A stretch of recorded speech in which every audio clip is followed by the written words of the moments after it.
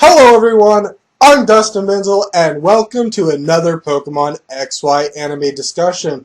Today's topic, if you hadn't already guessed by now by the thumbnail, we're going to discuss Serena's Pokemon Showcase, the second one that aired just probably about, I'd say, maybe 20 hours ago, 15 hours ago, 16 hours around, somewhere around there.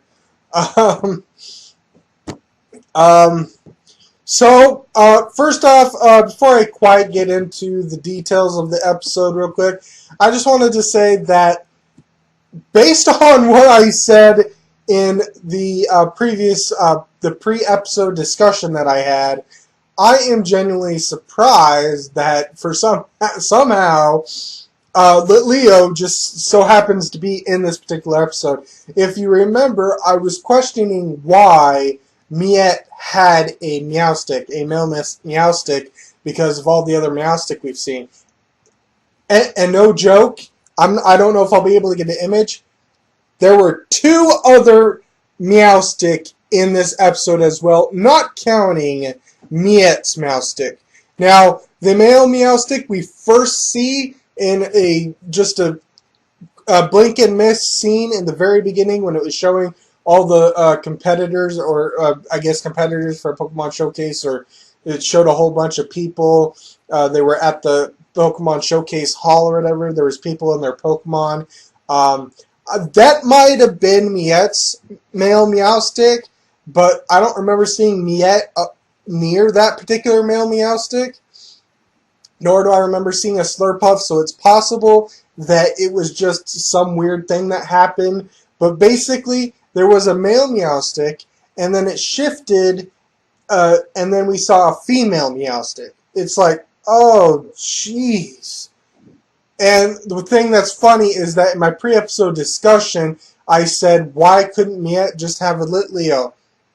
Because I think Litleo would have been a perfect choice for Pokemon Showcases, and it would be a little bit newer and fresher than, say, Meowstic. And what do we have in this particular episode? We have a Litleo in this episode.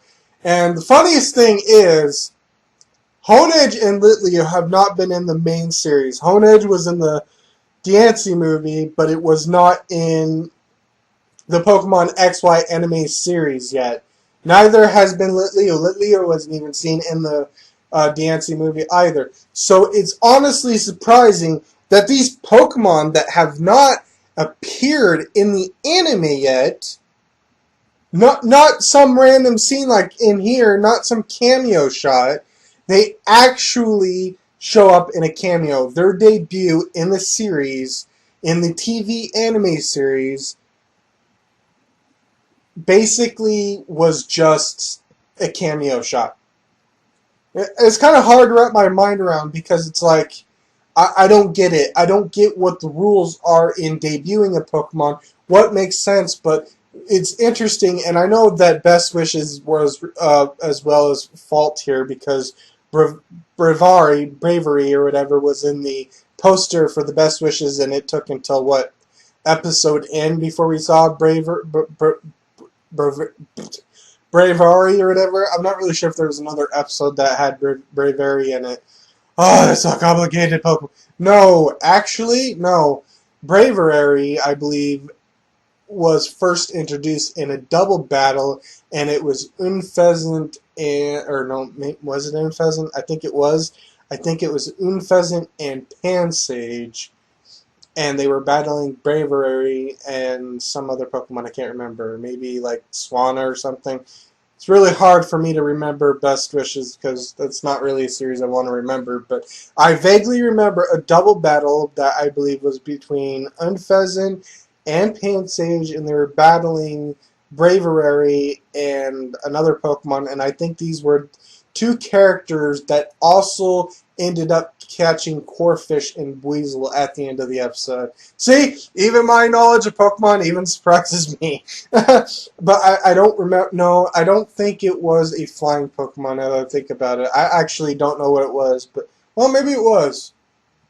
I don't know. It's hard to remember. If I'm right in Swan, I'll probably put some text somewhere saying what it actually was if I really am tempted to look it up. But anyway, in the XY poster, we had Litleo. Litleo was like right there, and you would think that Litleo would be marketable and popular enough that it would appear over some of the other Pokemon that have shown up, like Barbicle, for example. And it's actually surprising that they just decide to show Litleo now of all times, and it's only a cameo. And same with Honedge. You would think that instead of relying on Ghastly, Haunter, and Gengar in that mansion, maybe it would be about Honedge or whatever, because that may have made a little bit more sense. Well, maybe not for the prankster episode that episode was revolved around, but basically still would have preferred Honedge over like Ghastly, Haunter, and Gengar in that particular episode if all three of them were in there.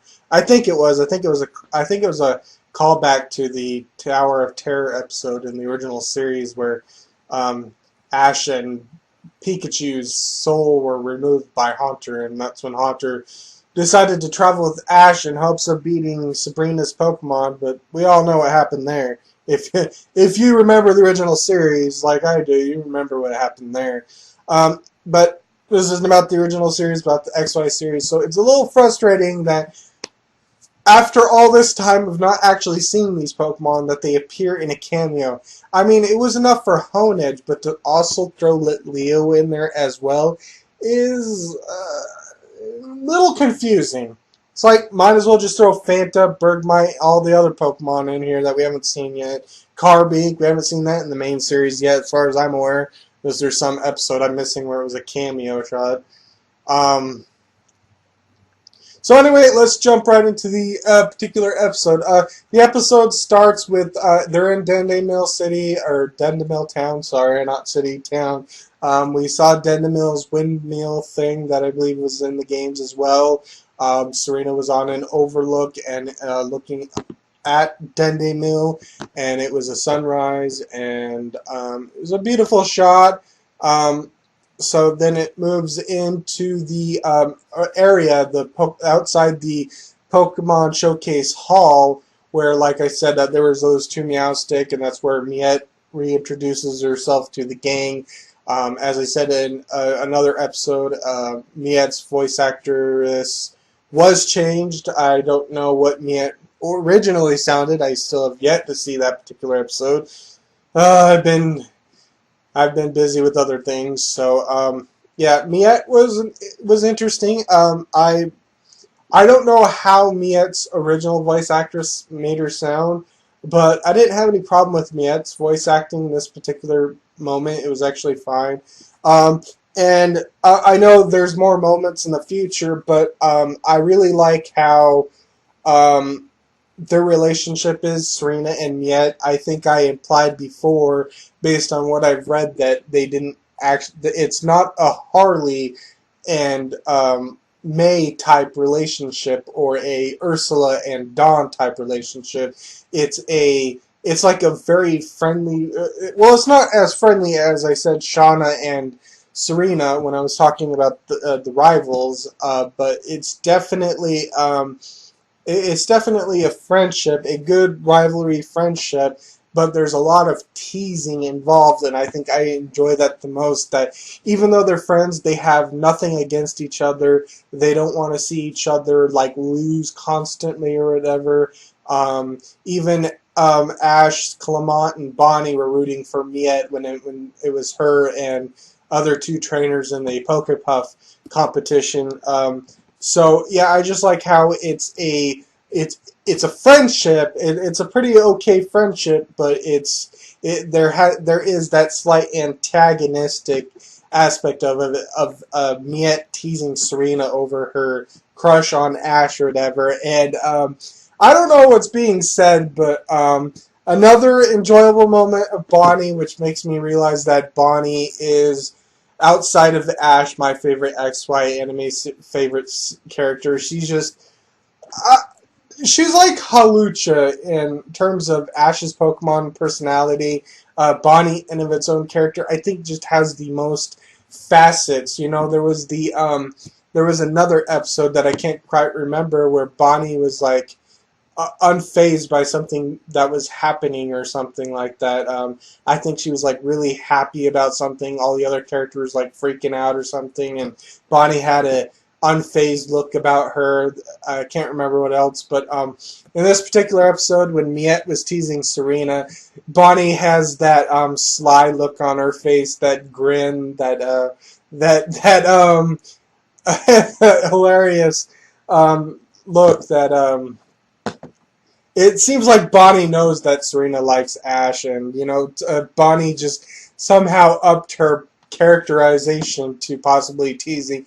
I even think that in that haunted house episode, I believe that Bonnie set up some sort of prank. I haven't seen the subs for that. I don't think I've seen the episode. I think I may have seen it. I just don't remember a lot about it. It may have been just mostly images, and maybe I just somehow put them together. But I think I remember seeing something. I'm not really sure, but based on what one Japanese translator said, that Bonnie was just playing a prank on Clement and Serena and Ash, and it was all made up and fake or whatever it was. So, yeah. So Bonnie's really great here. So then, uh, so I'm not really sure how the scene shifts. I don't know after Mia. I think it may have revolved around Jessie being like she's pumped up, ready for the contests or whatever, or the showcase, not contest, the Pokemon showcase. And so then I think it goes to the dressing room uh, where they're like ready to be called for Poke Puffs, and then it basically after the reintroduction of Miette, it goes straight into the Pokemon showcases. No other exposition, just straight into it. We had Miette doing the Pokepuff thing first. She did okay. She won, obviously, at least the Pokepuff competition. Then Jessie was next, and this is another particularly funny moment. Based on what KG, Prestige, and Dane, I think they speculated that Meowth was telling Jessie what the Pokemon liked, and based on my first viewing, I think I kind of got the gist of that as well, but I didn't really think of it too well. I mean, when Meowth was talking about the Pokemon, I had a feeling that they were trying to do something in regards to the Pokemon, because the Pokemon themselves were more of the judge than their trainers. And we also get introduced into two other Pokepuff judges outside of Jenna or Gina, or however you want to say it, pronounce her name. And so the funny thing about this is that Meowth had everything planned. He was like, all right, we're going to do this. We're going to do this. Jessie pushes Meowth out of the way, basically, and just uses that frosting. I don't know what it's called. I mean, there was one time that I remember using it being called, but basically it's like this tube of frosting. I think it has a specific name, but I can't remember it. And then you can just imagine, before you actually see the final product, that Jessie's just laying as much frosting as she possibly can on her Pokebuff, and then Meowth is just like, oh, what are you doing? And then it shows the dishes, and you'll actually see an image of the dish. And just by looking at that image, and based on the previous scene, you know which one's Jessie's.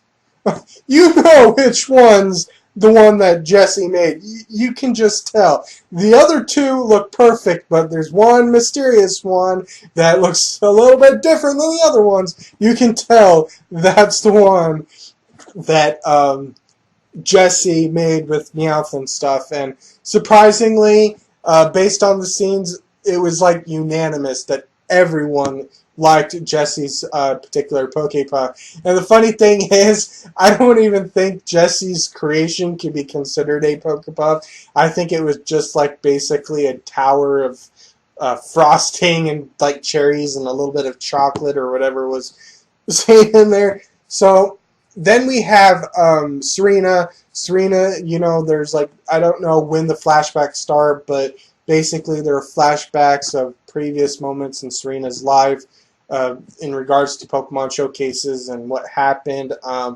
But she basically is a little bit nervous, but she goes out there, makes the Pokepuff, and then when they're deciding to judge it, we get a very endearing moment with Serena and her Pokemon, and something that seems like it would be slightly out of character for Pancham, but I guess makes sense because Pancham really cares for Serena. We see Pancham holding Serena's fingers with its hand to encourage her, and then Serena's happy, and then next thing we know, we see Braixen holding Serena's hand, and then Serena actually passes. Oh, but before I forgot about a few things. First, Grace did have a video conference with Serena. Surprisingly, we don't see Grace's reaction to Serena's new hair change, so that possibly happened off screen. But during this moment of the Pokepuff contest, we actually get a surprising moment of basically what I've speculated before, that all these other characters who were listed for their voice actresses and actresses that would surprisingly be would be a surprise for being in the episode. They were watching Serena on their particular TV. Grace, Serena's mother, was outside with Rhyhorn and Fletching and watching on a laptop, basically. The rest of the Tierno, Shauna, and Trevor were watching on a TV. Professor Sycamore, I believe, was watching on a computer monitor. And Arya as well was watching from a TV or something. And so it was really surprising that Serena had a lot of supporters that she didn't know about, especially Arya. Arya's reaction was actually surprising. It's like Arya is definitely really, I think Arya seems like she really wants Serena to win to be the next Kalos Queen. But I don't know if that's true or not, but it just seems like based on it. So when Serena won the Pokepuff competition, everyone was pretty much happy, and we got a very funny moment of Sycamore. He was like, "Oh, Serena did it," and he went to hug one of his assistants, and they're like, "Nope," and then Sycamore just falls to the floor, and it was just hilarious to see. It's like, wow, Sycamore, you tried to flirt, you tried to get it on with one of your assistants, but it didn't work out too well for you, did it? So, and then I'm not really sure when Arya said it, but she was like really happy, and she's like, Serena, surprised or happy that Serena made it. Shauna and Tierna and Trevor were happy. The feels, there were definitely some feels in this particular episode that I felt. So then, basically, it was the next part of the competition. We finally got to learn some information about what happens. Basically, the winners of the Pokepuff competition basically go out with their Pokemon and do a dazzling appeal, and then basically at the end, whoever votes for the best, or who at the end they choose whoever wins, the audience members, the judges, even the Pokepuff judges, and sorry, the feels, and yeah, I was thinking of the future, not necessarily right at this moment. But anyway, then then I think it was Jessie that did it first. Yeah, Jessie had to have done it first based on what happened. Jessie did her performance first, her little exposition or contest appeal, basically for showcases. I'm not really sure. Free round, free round, I guess, or whatever. And a lot of people thought Jessie's appeal was really awesome, one of the greatest, and I don't exactly agree with that. I mean, I do like it was interesting, especially the counter Wobbuffet thing, or whatever. Meowth was bouncing off Wobbuffet. Meowth looked like a clown, but I think what was the best aspect of Jessie's performance, or whatever, was basically the finish where she threw all those berries, the tomato berries, the chili berries, or whatever they're called, and then Meowth uses those Fury Swipes, and then basically it turns out to be like hearts. It's like in the Statue of Hearts. You'll of course see it around here, and that was the appeal. And then I think Miette was the next one, and during this time, Jessie being Jessie, of course, being the rude woman that she always is, she comes in here and basically knocks Serena to the ground. And she's like, "Get out of my way, important woman walking this way." Basically, uh, I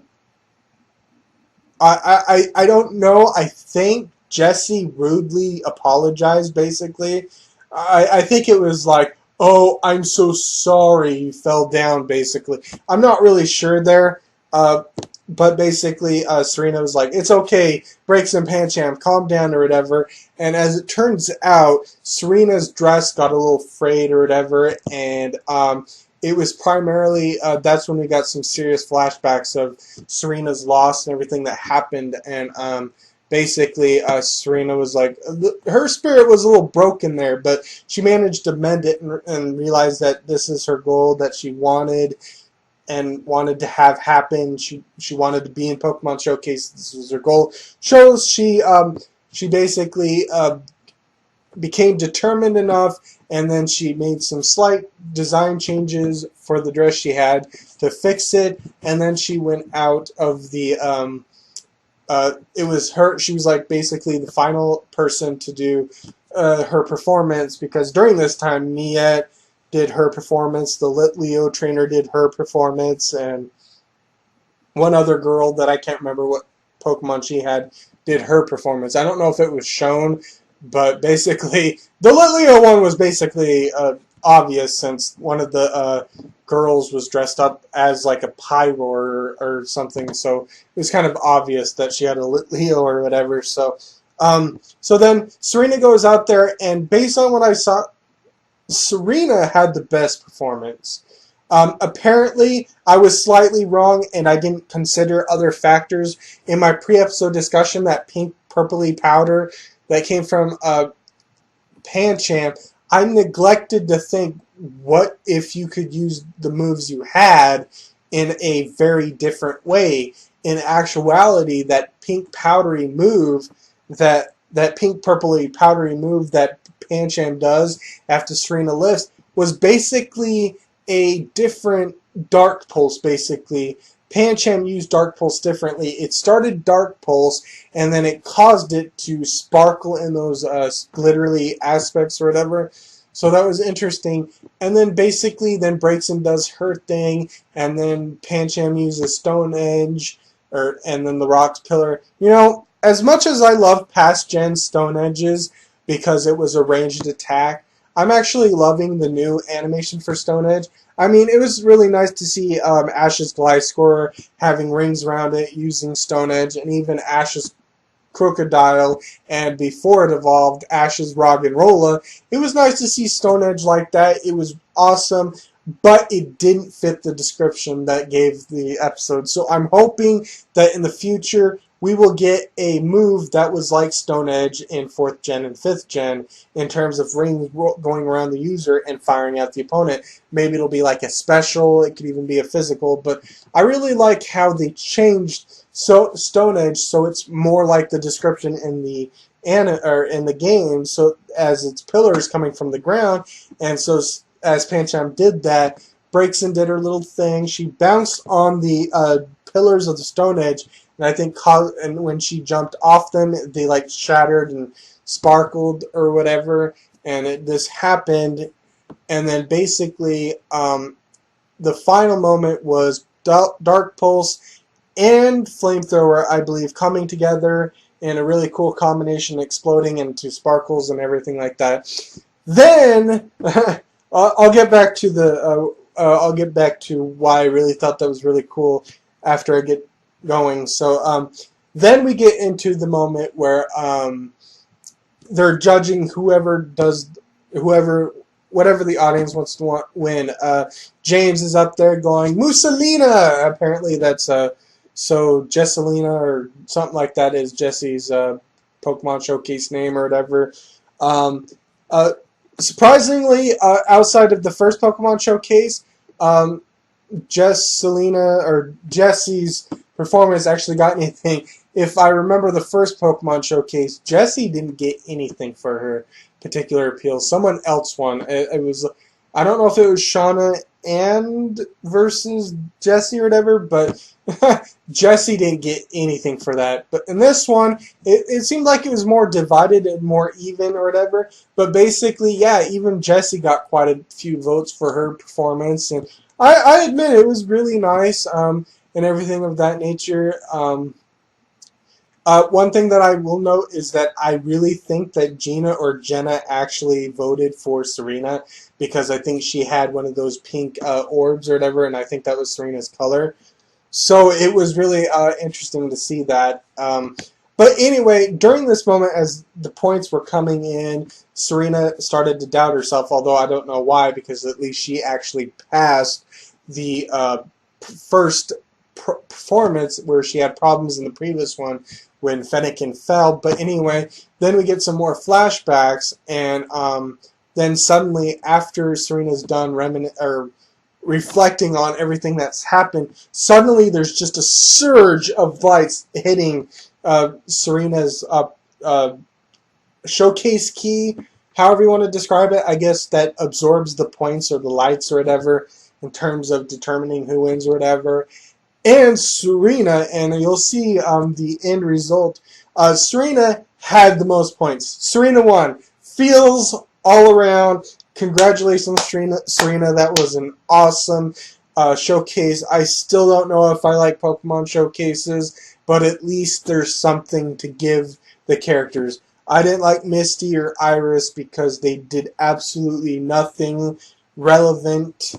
But, at the very least, Serena has something. At least she has a trinket-related quest. And as much as I don't like it the most, it's still a great moment, great, awesome thing. So, like I said, going back to Serena's performance, it was honestly the best. I know we didn't see the other ones, but considering Miette basically just had Meowstic using Psychic on Slurpuff, I can't imagine how much Miette's performance would have looked like. And so it was really nice seeing that Serena actually did look like she had the best performance. I will admit Jesse's performance was interesting. I feel like it would have been a close call between Miette and Jesse. Honestly, if Serena wasn't a part of the equation or whatever, I think it would be a tie between Miette and Jesse. Only because we saw Jesse's performance in full, but we didn't get to really see Miette's at all, so I'm not sure how appealing it could have been. But basically, then Monsieur Pierre gives Serena her key, and then we see the other characters supporting. We saw Grace being happy, Shauna, Trevor, Trierna were extremely happy, Sycamore was happy, Arya was happy and excited, although if I'm not mistaken, we got an awkward expression on Delphox or whatever. So it was really nice. Now, a lot of people, not a lot of people, there was one person in particular in the forums that suggested that Serena didn't deserve to win and that they felt like she should lose some more so she could develop. Well, watching the particular episode, the problem is the reason why Serena lost the first Pokemon showcase was because she made a horrible, horrible mistake. She was being overzealous or I'm not sure how to describe her. Over-ambitious. There we go. She was a little over-ambitious, giving Fennekin that large ribbon that Fennekin eventually tripped over. So, but in this particular one, it wouldn't have benefited Serena to lose this particular Pokemon Showcase because Serena did absolutely nothing wrong.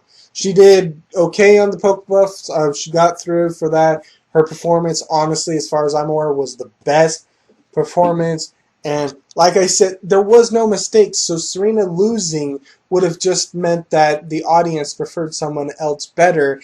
And the only thing that would have resulted in that would be crushing Serena's spirit. Because from what I saw, Serena did have the best appeal. I know some people out there don't like flashy, sparkly, glittery appeals as much as the others, but it was still more beautiful, more appealing in general, and I don't really like contests or Pokemon showcases that much anyway, but it was still really nice to see Serena having that, and I felt like she did deserve to win because now there's potential for more development. Serena could get really cocky in the next Pokemon showcase, especially if she gets past the first performance, and she may be too overconfident, and she may lose the next Pokemon showcase, and that would make sense. And even though Miette didn't win the contest or the showcase, Miette was still nice enough that she was happy for Serena. I guess Miette knew what happened to Serena in the past performance, so it was really nice seeing that Miette. Oh, that reminds me of when Serena was winning. Basically, Jesse was like really upset and shocked, and Miette was looking at Jesse all confused or whatever. And Miette didn't look like she was too happy that she lost. But what was really a nice touch was Miette smiling for Serena. That shows that there is a friendship between them, and it's not entirely antagonistic, and that Miette is just teasing Serena, just like a real friend would. You probably have friends that tease you or whatever. So I kind of like that friendship between Serena and Miette, and it seems like Miette has nothing against Serena, and that she wants Serena to do the best that she can, and I'm sure Serena wants Miette to do the best she can, although Serena really doesn't like the teasing, obviously, because at the end of the episode, pretty much, Miette, as she was saying goodbye to Ash, Serena, and, just Ash and Serena. I don't think Miette realizes Bonnie or Clement exist, basically, because I don't know. I don't think I've ever seen that. As far as Miette's concerned, I think there's only Ash and Serena, and Serena's crush on Ash, and so Miette shakes hands with Serena and then pulls her closer and begins to tease Serena. Serena blushes and gets all embarrassed.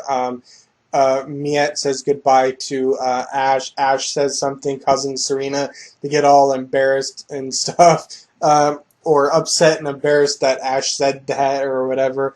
And then that was pretty much the end of the episode. So I kind of got a little distracted, but basically what I'm saying is that in the next Pokemon Showcase, I'm perfectly fine with Serena losing, because if it is cockiness, if she loses as a result of being too cocky, I think it actually would make sense for Serena to lose so she can develop and then be like, okay, look, sure, I won a Pokemon Showcase, but if I get too confident, too cocky, I'll just lose the Pokemon Showcase. So I'm just going to do my best. I'm not going to overdo it.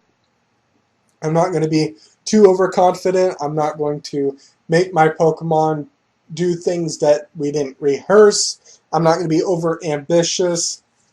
Call back to win Large Ribbon with Fennekin. So I think that might be great development, and that's why I think Serena definitely deserved to win this particular showcase, because there was no obvious mistake Serena did, and her losing just because someone else was preferred doesn't really sit well with me right now, because there would be no reason for it right now, unless you really wanted to break Serena's spirit. And I don't know, Serena will always probably be determined and want to do things, but I think eventually that Serena's spirit might just be crushed too much if she keeps losing. I don't know if that particular user thought maybe in the next showcase Serena would have won. I'm not really sure. We're just like, I don't know what the pacing is, and if there's going to be a huge gap between Olympia and Wolfric, then we might have a few Pokemon showcases then, but Serena definitely needed to get on the bowl, and she needed at least one of the 3 keys she needed. I don't know when she's going to get her next one. My best guess would be after Olympia. She might get 2 of them. Well, no. Actually, here's what I think is going to happen. In terms of Pokemon showcases, I believe there's going to be 1 after Olympia. Don't know if she's going to get 1. There might be actually 2 after Olympia, or 1 right before Olympia where Serena loses and maybe Jessie gets 1. And then there's going to be 1 after Olympia where Serena's going to win. And then I think there may be another one as well right before Wolfric where Serena will lose. And then there might be 1 right after Wolfric where she wins her final key, And then basically, then right before the Pokemon League, we're going to get the Master Class and whoever gets to be the Kalos Queen, and then we're going to just go on to Ash in this Pokemon League. I think that's what's going to happen. I could be wrong. We'll just have to see. In 5 or 10 episodes, or like 5 episodes after Eevee is caught, maybe we'll get another Pokemon Showcase and Serena will get another key, and this will be for Olympia. I'm not really sure, but it's what I expect. So to finish off this episode, of course, let's do a little quick pre-episode discussion on the Rotom's Wish. First off, let me talk about the VA list summaries that came around, and I'm actually surprised that Crocodile is actually in the series. At first, I thought it was Ash's Crocodile, because I thought they had the same VA list, and Japan is known for having different, only particular VAs for particular specific Pokemon. Oh, that's right, my internet's a little bit down, isn't it? So, basically what happened is, in the summaries, if I can remember, but the Crocodile actually is a different one. I thought it was Ash's Crocodile, but Ash's Crocodile, I think, is voiced by Kenta Miyake, while this Crocodile is like Kensumi Moto or something like that. I'm not really sure. I'll probably put text and clarifications. I also might put the actual summary since I don't have access to the internet right now. I have limited access for whatever reason. So anyway, so basically, it seems that I might be wrong. It seems like Mantle is Crocodile's trainer, and then there's some scared person who had, what did he have? I think he had, didn't he have like some sort of electric Pokemon maybe? I'm not really sure what he had, but basically he was scared. Rotom was there. Rotom was scared of Crocodile because it was an electric type. Apparently the summary said that Ash was forced to bet Pikachu in this particular episode. So it seems that Mantle isn't the person who had Rotom. Seems like my speculation was all kinds of wrong. It was the one that made the most sense based on what could have happened. This definitely, based on the preview, is going to be the weirdest XY anime episode. I don't even think the dimension of... See, here's the thing. The alternate dimension episode that aired in XY with the alternate Ash, alternate Halucha and Froakie or whatever, and alternate Pikachu with the mischievous Pikachu, that episode, even though it was kind of bizarre and weird, kind of made sort of sense. Because it would have made sense that there would have been some portal or opening to an alternate world or whatever. So it was interesting to see that. But the thing is, this episode is completely weird because it's not just an episode about Pokemon gambling and betting on Pokemon, and if you lose the Pokemon. But also there's time travel. Rotom goes through something, and there's this weird image that you'll see of time, and it's got like negative like 70 or 40 on it or whatever, and it seems like time's being reversed, and they actually traveled through time. You know, I know before I was just talking about Ash traveling through time, but it's also Serena, Bonnie, and Clement, and it's just weird. It doesn't make any sense. If Rotom didn't belong to Mantle, and Mantle lost Rotom, and that's why Mantle is betting these Pokemon.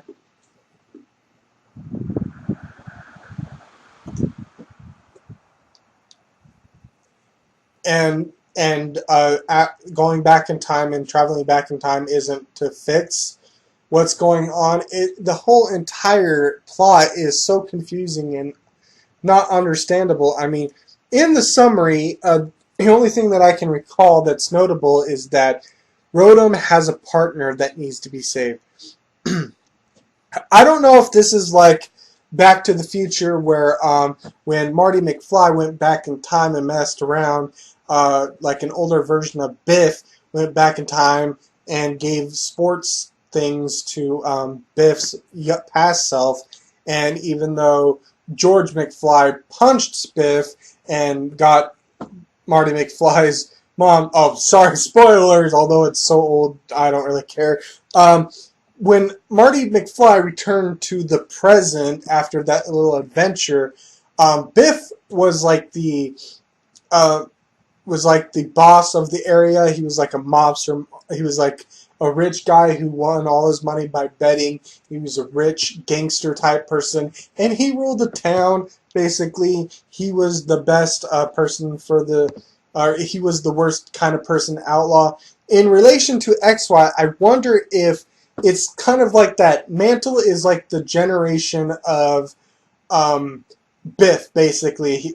Back then, something happened, and some evil organization took over, or evil gang with an evil leader took over this particular lost hotel sort of thing, and then basically it became a tradition that Pokemon were betted on, and they lost, and this just went through the time up to Mantle.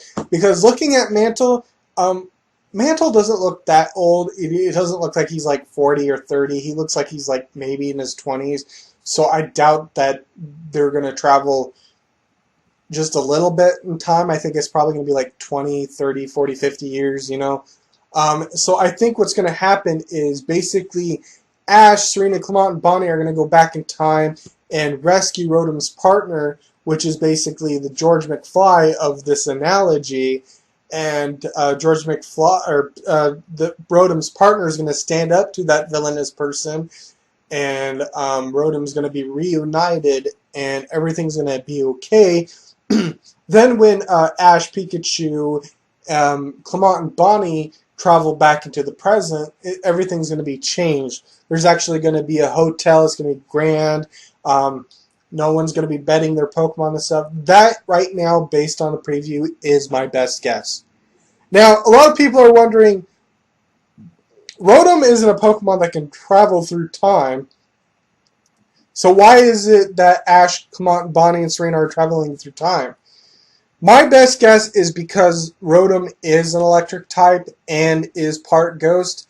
I think it might be something. I mean, it's not the right analogy, but I think what they're doing is that basically Rotom is going to act as the ghost in the machine and basically manipulate some electrical device that allows the group to travel back in time. I know it's not the best analogy. A ghost in the machine is like basically, I don't want to say like a program or whatever, but like if we're thinking virtual reality, a ghost in the machine would basically be something that shouldn't be there, like a character in a video game that doesn't actually be, not actually there, but it exists with all these glitches and bugs and stuff like that. But I think I'm just saying ghost in the machine because Rotom is part ghost or whatever and electric type, and so I think they're kind of just aiming for that. Rotom is going to be some sort of electrical device, and it's just going to react to some electrical machine, and it's going to cause the group to travel back in time. So I guess we'll see what happens this coming next Thursday, and I think even after that there might be the movie. No, okay, we still have the well, no, that doesn't make any sense. Oh, yeah, that's right. I forgot. So the Rotom episode is next week, and then the following week is going to be the Diancie movie airing on TV Tokyo. So we're going to get after next week, we're going to get a break from XY series outside of the movie on the 18th. So when the 16th happens, basically from 9 to 23, from 10 to 22, basically, we're not going to have anything XY related. And then we're going to get that movie, but that's for in theaters. It's not going to air on TV Tokyo until next year. And so we won't get a new episode after Rotom, which is the Gurgeist episode, until the 23rd of Thursday. The 23rd of July. 23rd of Thursday. Thursday is a brand new month. Look it up. Don't look it up. I was joking. It was a joke. Okay, so anyway, I think that's it, wrapped up. I don't think there was any other summaries or previews for the other episodes. I might be wrong, but of course, if there's anything brand new that needs to be addressed in the Get TV that airs on 4th of July, or at least 5th of July in terms of Japan, but like 5 p.m. in America in 4th of July. Then I will do another quick pre-episode discussion.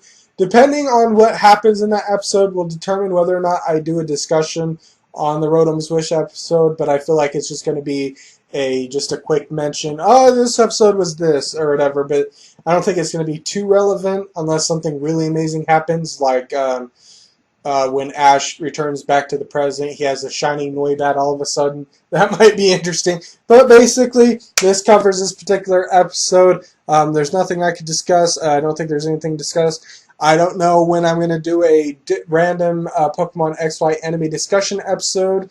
I don't know if there's going to be like... I don't know what I'm going to discuss. I'm going to wait a little while. I'm going to probably wait until I do it. We get a new opening or ending in regards to maybe another capture speculation. It hasn't been enough time for me to do a reflections of 6th Gen so far. So I'm not really sure what I'm going to discuss. Maybe it'll depend on the upcoming episode titles. I might wait until the 4 episode titles, and then I will probably do a quick discussion on the future of XY as I can see it in the past. So anyway, thank you for watching. I'm Dustin Benzel, and I will see you in my next video. Goodbye.